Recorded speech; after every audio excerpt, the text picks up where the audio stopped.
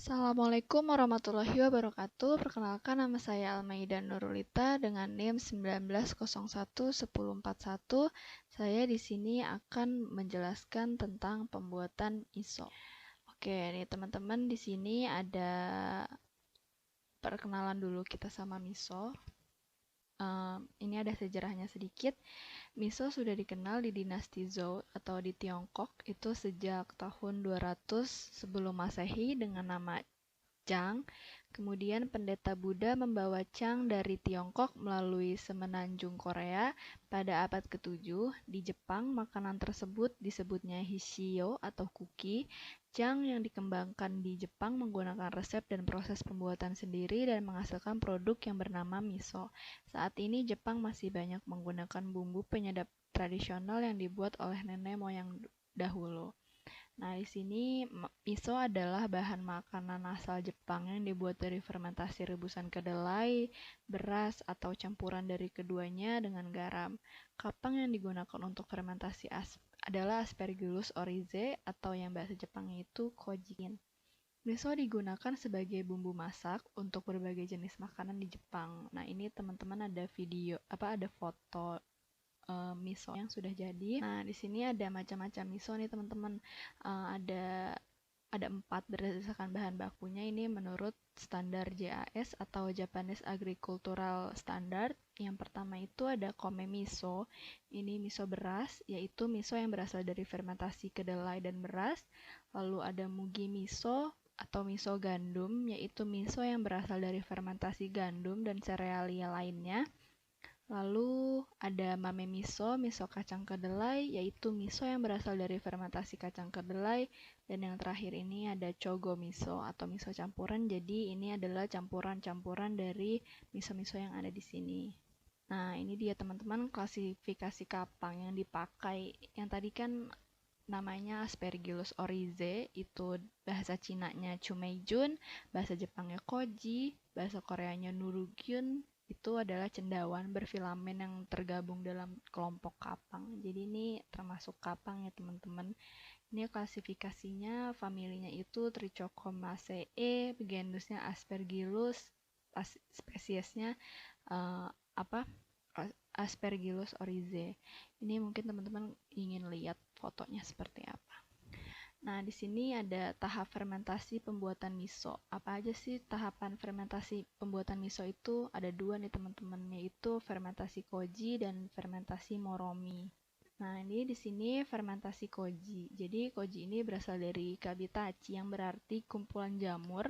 Koji juga terbuat dari biakan murni suatu jenis kapang pada kedelai yang diolah dan dicampur dengan tepung yang telah disangrai. Koji yang paling umum digunakan dalam pembuatan miso adalah koji beras dan difermentasi oleh Aspergillus oryzae yang hampir 80% digunakan di Jepang. Selain Aspergillus oryzae, terdapat beberapa jenis kapang. Di antaranya itu ada Aspergillus soje, Aspergillus tamari, Aspergillus awamari, Aspergillus saitoi, Aspergillus kawachi, dan Rhizopus oligosporus. Nah, di sini ada kriteria kapang nih teman-teman untuk penggunaan koji. Kriterianya itu ada kapang mampu membentuk banyak spora, kapang dapat melakukan pertumbuhan secara cepat dan banyak, kapang dapat menghasilkan enzim yang memiliki aktivitas tinggi seperti enzim proteolitik, kapang mengonsumsi sedikit karbohidrat selama pertumbuhan. Lalu ada kapang harus memiliki stabilitas genetik yang baik dan juga tidak toksik. Oke, di sini ada fermentasi moromi.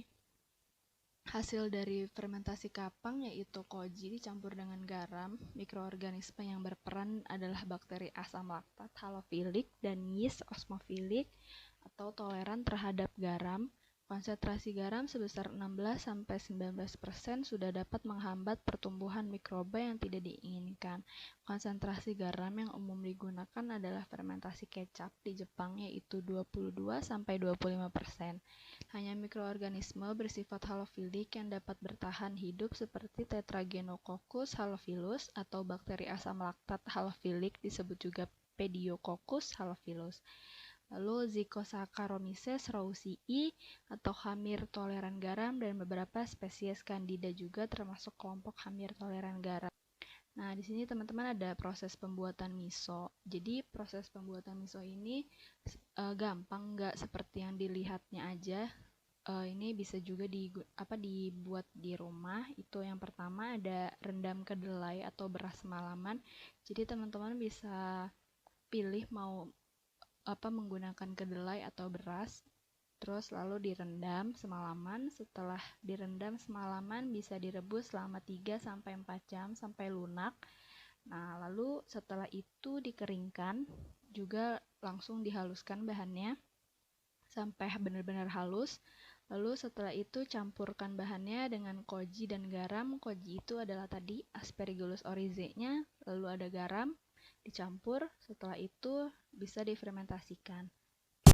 Oke teman-teman, ini ada pembuatan miso seperti apa ini di pabrik. Nah, ini dia sedang steam berasnya, atau kalau pakai kedelai berarti direbus kedelainya.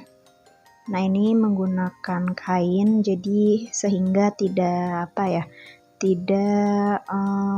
terkontaminasi dengan bahan-bahan yang lainnya. Oke, lalu pindah setelah direbus kita ke pengeringan. Untuk pengeringan berasnya yang sudah direbus.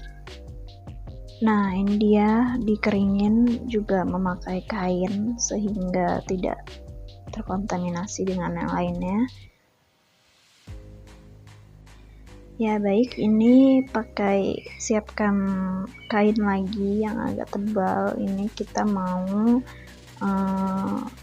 keringkan agar udaranya tidak masuk, seperti itu. Jadi prosesnya pun hasilnya pun bagus. Nah, ini dia bentuk kojinya seperti apa. Nah, ini sudah kering, bentuknya akan seperti ini. Kalau yang sudah kering bahan-bahannya. Nah, tadi kan itu yang beras. Nah, ini pakai yang kedelai. Jadi dihaluskan kedelainya. Seperti itu bentuknya. Nah, karena kita mau bikin campuran, jadi ini masukkan berasnya yang sudah kering tadi ke penggiling, ke pencampur. Nah, ini masukkan kojikinnya atau Aspergillus oryzae-nya biar tercampur juga.